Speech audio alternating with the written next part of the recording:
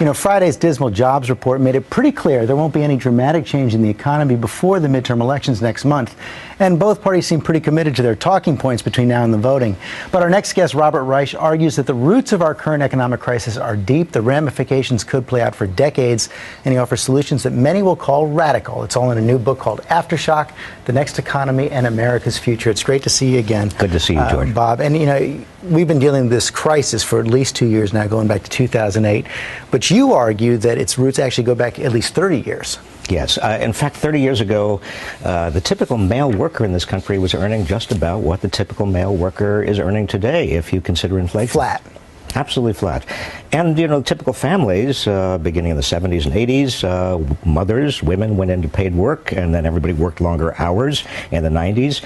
And then the early part of this decade, everybody went deeper and deeper into debt. But obviously that debt bubble burst, and there's a limit to how much families can do. So what do families do right now, those who are lucky enough to be working? You keep hearing that, boy, we got to get our savings rate back up. But if you save too much and people don't spend and the economy doesn't continue to grow, what do you say to the average family now just struggling to get by? Well, I say to the average family that what you need to do is not necessarily rational for the economy as a whole, but what you need to do is to save. You need to cut back on your purchases. You need to economize, because this economy, unfortunately, is not coming back anytime soon. And you argue that if we don't address these deep problems, we could face a future we almost can't imagine right now. I love the game you play. You talk about the 2020 election. You ask us to imagine the 2020 election. You have Chelsea Clinton running against George P. Bush. I mean, there's a little facetious there, but you say the real candidate, if we don't get a handle on this, would be Margaret Jones,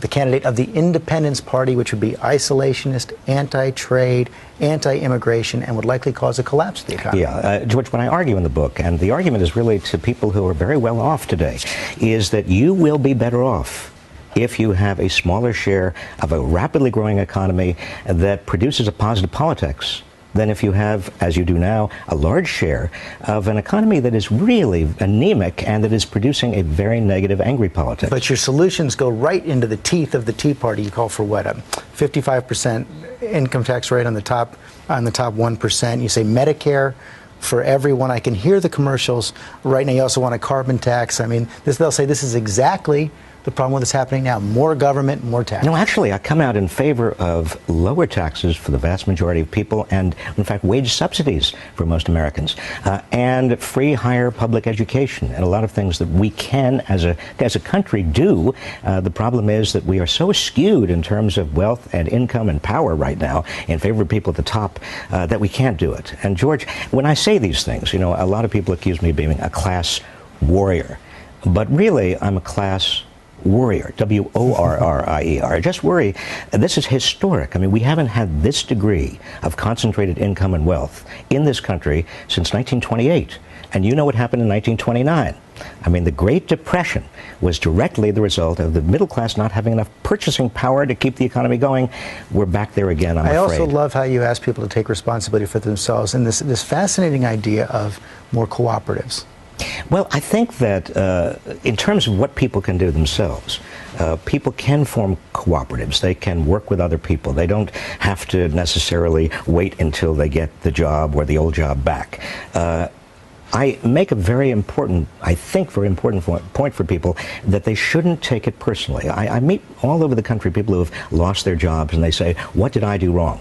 And I say to them, you did nothing wrong. This is an economic system that is working, unfortunately, in a way right now that is not helping you and your family. Don't take it personally. But what they most worry about, their class warriors as well, is that their children will not have any of the opportunities that they did or their parents did. Yes, and that's why we as a nation have to invest in infrastructure and education like we did in the 50s, 60s, and 70s, George. There's no way we can grow as an economy if we don't not only invest in people, but also make sure that the middle class is getting an adequate share of the total gains of economic growth. Okay, Robert Reich, thanks very much. The book is called Aftershock. You can read an excerpt at abcnews.com/GMA.